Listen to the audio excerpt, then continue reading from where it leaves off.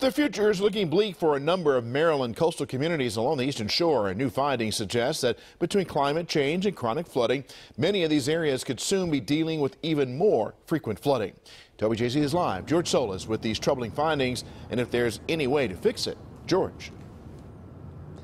Vic, yeah, this information comes from a new report released by the Union of Concerned Scientists. Now, aside from Louisiana, Maryland is predicted to be severely impacted by rising sea levels.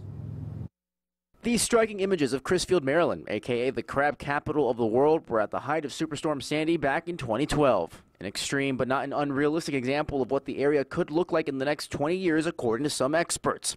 A new report released by the Union of Concerned Scientists suggests that between rising sea levels and severe flooding, many parts of the eastern shore will face chronic inundation, which in short means communities will be frequently underwater, at least 26 times per year, according to the research. Scientists say of the more than 160 communities facing this bleak future, 22 of them are right here in Maryland, most of them on the eastern shore. We have Hopper's Island, which is going to be almost 50% inundated also. We have Smith Island, which is going to be 40% inundated. We have Taylor's Island, which is going to be 55% chronically inundated, even more than Crisfield. Many of these communities, experts say, are also coping with sinking lands.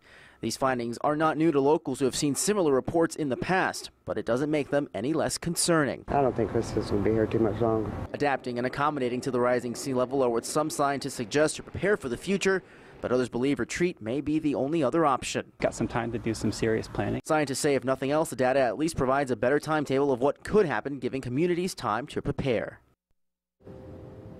And of course, many communities and cities like Annapolis are already heavily investing and preparing for future flooding. Reporting, George Solis, WJZ Eyewitness News. George, thank you. Experts say if we are able to reduce emissions in the coming years, the impact of the flooding could be less severe.